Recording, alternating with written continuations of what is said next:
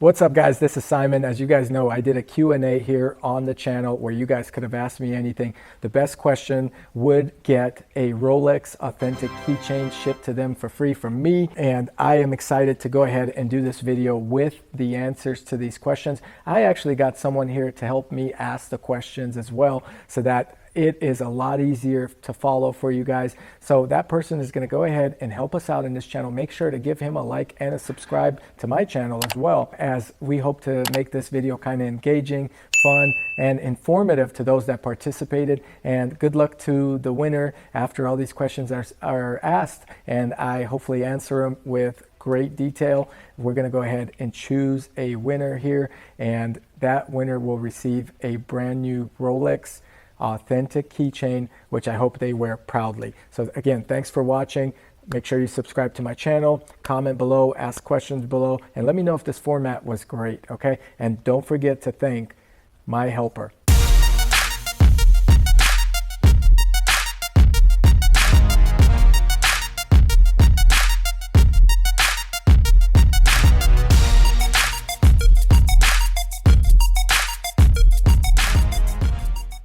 All right, so here are the list of questions that people have asked you, and they want answers. A lot of people participated in it. That's awesome. I feel like there's some good questions in here, and I'm hoping that you give the right answer to help these people out, and also maybe give some more understanding of what's going on. That's awesome. First question, all right, comes from Pravish Pathak. I hope I said that name right, but he actually asked two questions of you. Yeah. The first one was, what was the hardest decision you ever had to make in both your personal and business life? The second question, what were some of the biggest mistakes you made along the way, and what have you learned from them? Yep. Two great questions. Okay, so the first question, that was a great question. Thanks for asking that, Pravish. What was the biggest decision I had to make in both my personal life and my business life? Oof, that's a tough one. I would say, in my business life, let's say, that was the first one, I've probably had to make a decision to do things the right way. Good to hear. And what I mean by that is making sure that I build the proper foundation for growth down the line. I'm proud of you. Instead of thinking of a small hustle or short-term gain, I had to change up my mindset and think long-term for building and for progression. So thanks for asking that. That was a really good question. In personal, the biggest decision I probably had to make was when I had an opportunity to go to college and did not go to college. As I mentioned in my college dropout video, I had an opportunity to go to USC's Marshall School of Business. It's pretty cool. It's one of the best business schools in the country. Yeah. And I had to pass up on that opportunity to start a business and continue to try to better myself as an entrepreneur and really get to the next level in my personal and financial success. So that was a tough decision, and it was one that was based on my choices versus someone else's. So I'm fortunate for that. No one else was telling me what to do. It was my decision. I'm sure you've probably made some harder decisions, but I guess those count. So hopefully Pravish got his reply. All right, the second question comes from Anonymous 2. How has your Russian heritage shaped your ideology in the American financial world? What a great question. Well, first of all, if you guys know any Russian people, we're generally very competitive and tough. Growing up in Russia until the age of 8, I came to the United States with already a better education in mathematics and so forth. And in Russia, as a kid, you're kind of taught to be a tougher kid. Okay. The streets or in your niche or neighborhood, you know, the older kids would fight each other and wrestle and so forth. I mean, you could see even like Khabib, who's from Dagestan, I believe, was wrestling with a bear. That's crazy. Things like that, that was our joy and fun times. So you also learned the means of hustle, because in Russia, not everything is available to you. And then the collapse of the Soviet Union, but the financial sector and people that had to get, or people that wanted to get money, I should say, or try to do better for their family, they had to be really creative. So a lot of Russians are creative in nature.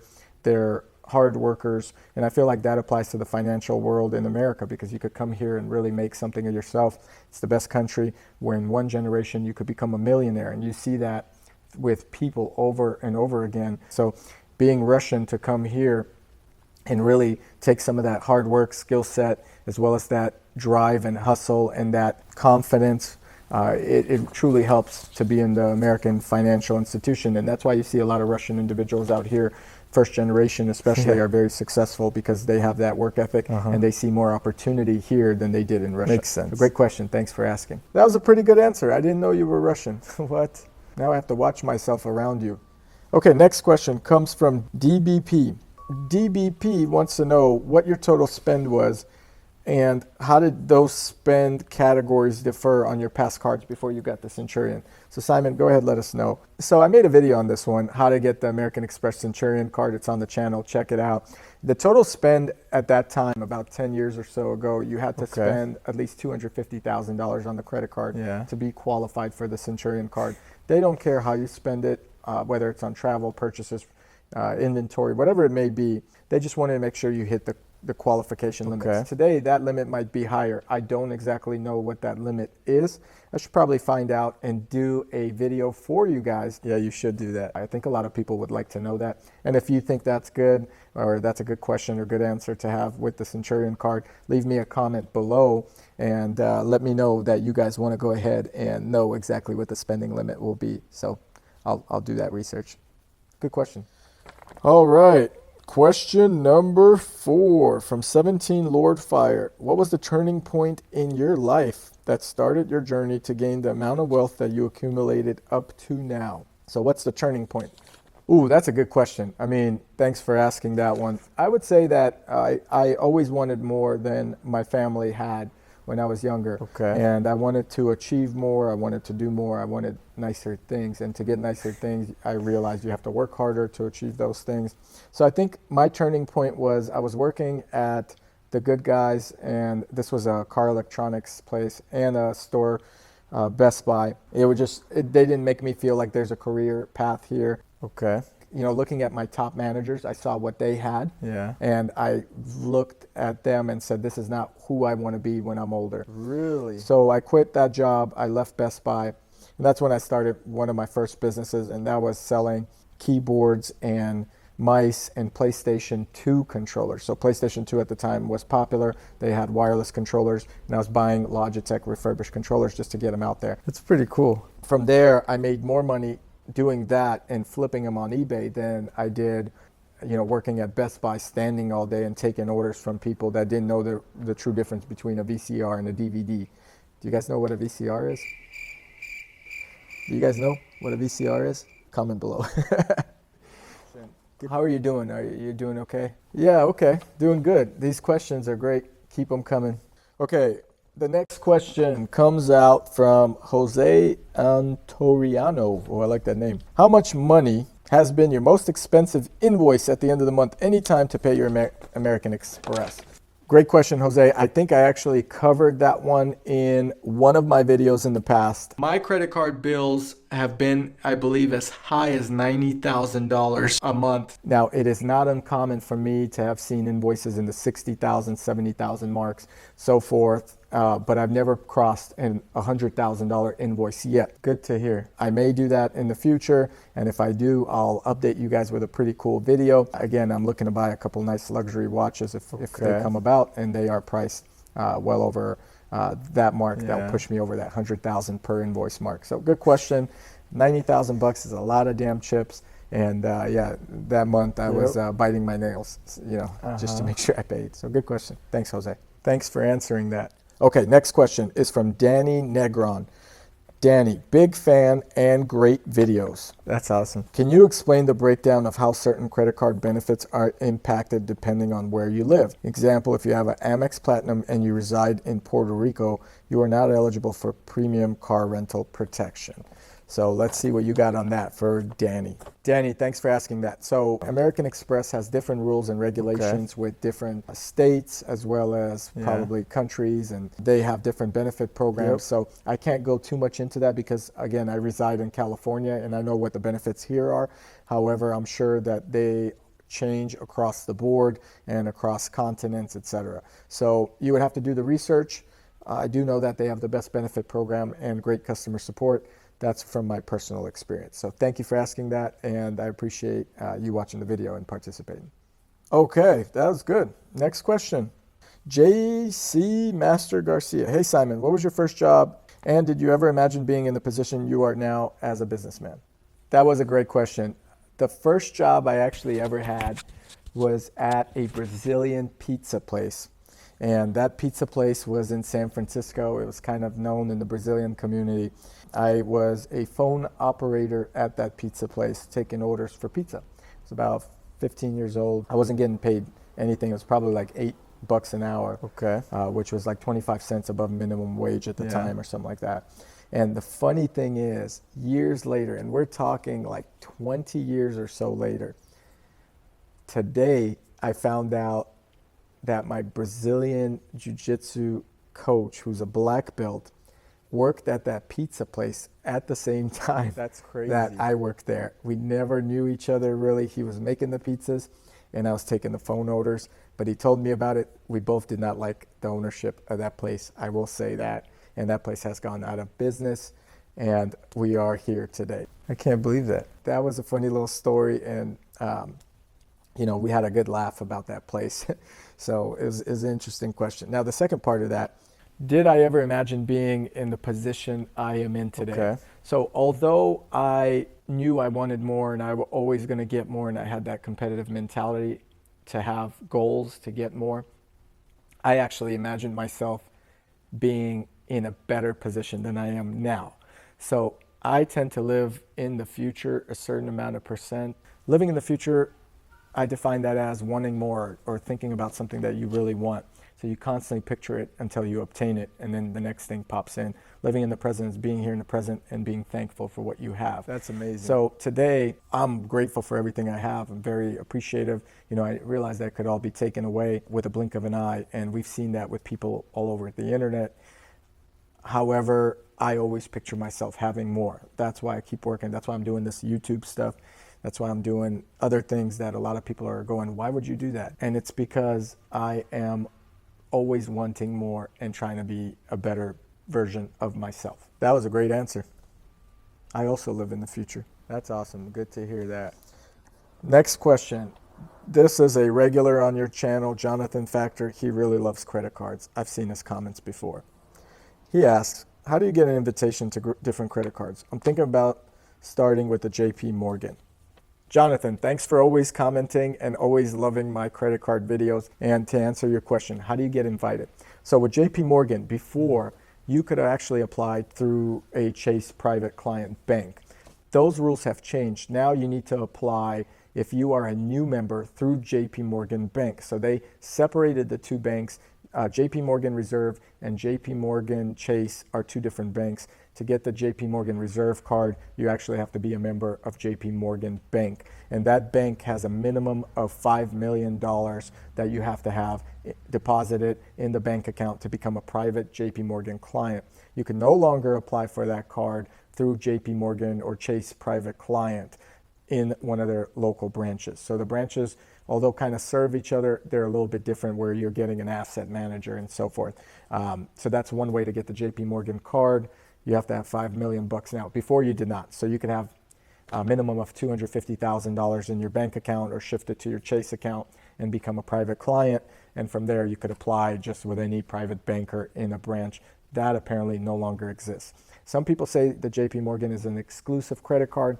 I find it to be an exclusive credit card, especially if you're because you have to bank with one bank versus other banks. I personally like banking with other banks. Therefore, JP Morgan Reserve to me is not as valuable as, say, the American Express Centurion card, which is available to the richest people in the world that bank with all different banks and have really high net worths, versus just having an X amount of money with one bank particularly. So I hope that answers it for you. Thanks for all the support.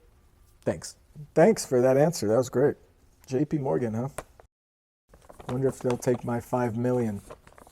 Okay, next question is from a weird name. It's one of those license plate names. It's QK9C, and I'm not going to say the rest. But they asked, do you read books? Top 10 books you suggest? Really good question. It's a lot of books. I do read books. I want to read more books. In fact, I bought a night lamp recently. I didn't have one. That kind of prevented me from reading, but I do. I listen to audiobooks. I read books. The current book I'm reading is called Atomic Habits. It's a book about how small changes that you make now will lead to big results in your future. And they're saying to be successful, you have to have good habits. So that's a book I'm reading now. But you asked for 10. I'm going to give you a list of a few that come to mind. The Power Presenter, Think and Grow Rich, How to Influence People by Dale Carnegie, Rich Dad, Poor Dad. That's a popular one. Shout out to Roberts and his podcast. There are books by Tony Robbins. There are just so many self-help books that you could do your research on. And what I like to do with a book is I get the recommendation, then I'll go on Amazon or another website that reviews books similar to how there's Rotten Tomatoes for movies.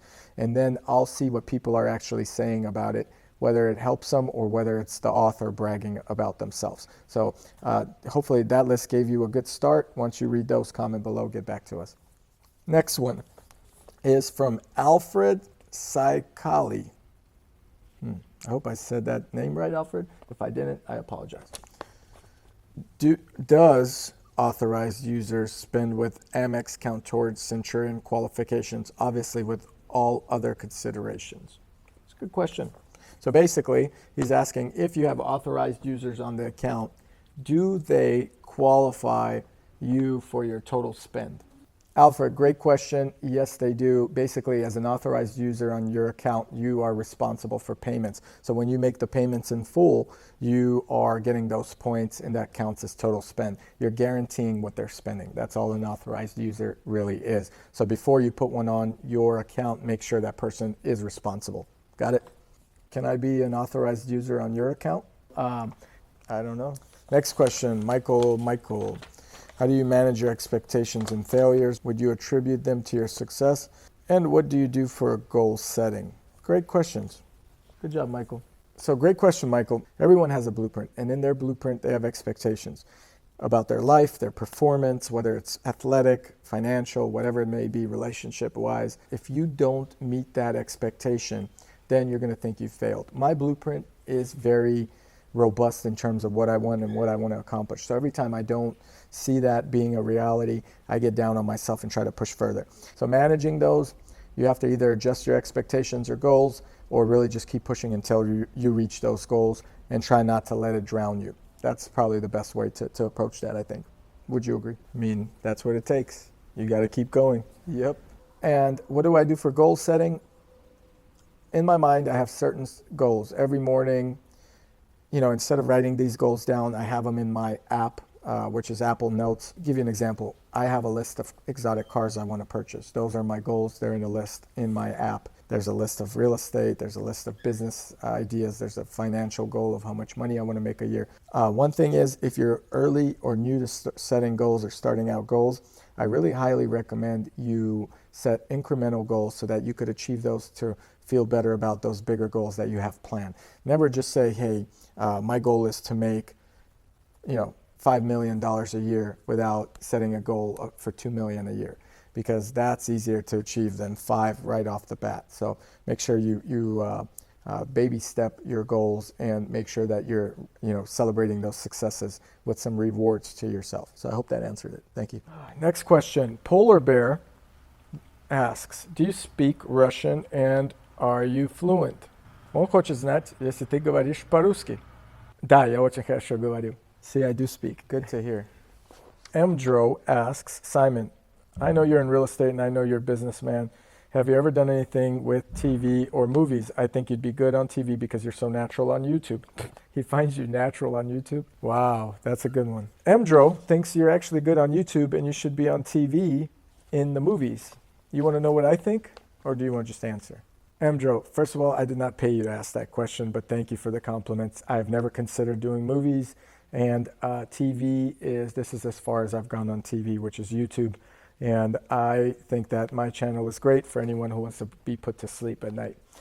Aside from that, I don't think I'll ever do a movie unless something crazy comes up or some opportunities come up or be on TV. Who knows? Maybe if people will want to have me on their channel, station, whatever, I'm up for it. It sounds exciting. But thank you, I appreciate it. And if that ever does happen, I will think of you. Thanks for the positivity and believing in me. And the final question. Wow, this seems so long. Good luck to the video editor. Yeah. Anyway, the final question, Doge or pizza? That one is easy. I had pizza yesterday. Dogecoin all day to the moon. I hope we are at $1 by end of year. $1, guys. That's what we want. Okay, guys. So after going over all the questions, I hope you enjoyed all of my answers, and let me know what you guys thought of our creative editing to get those answers from the questions that you've asked or that I've asked myself in this video. So the winner of the Rolex keychain, I thought, was a set of great questions. I'm going to pick two people. If the first one doesn't respond, then the second individual can claim that keychain within a week time from the launch of this video. So you'll have to comment below, and you will need to contact me via Instagram DM, letting me know it's you. So there's going to be two ways that we're going to verify this. So first place question was from KQ9CWU5IB3X. So this user asked, do you read books? What are your top books? Thank you. I think you deserve that keychain. I think you've asked some great questions there. So let me know by contacting me on Instagram with your shipping information. You have 1 week to claim the prize. The second question was from Michael. And that question was, how do you manage your expectations and failures? Would you attribute them to your success? And what do you do for goal setting? So Michael, you are second runner-up. If the first place does not claim their prize or their keychain in 1 week, you've won. I like that question particularly because you asked about both successes and failures, and that's important. I think a lot of people talk about successes on social media, on YouTube and this and that, but they rarely talk about failures. And believe me, I've had quite a few in my lifetime to get to the level I'm at today. So great question. I hope I answered it well. And I just want to thank everyone for participating. Don't forget to give me a like and a subscribe. If you like this, comment below as well. Let me know if we did a great job answering all these questions. I know it's a long video, and I appreciate you guys watching it until the end, until I catch you guys here in the next video.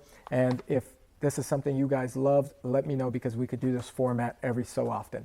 Again, thanks everyone for participating. Catch you guys here in the next video.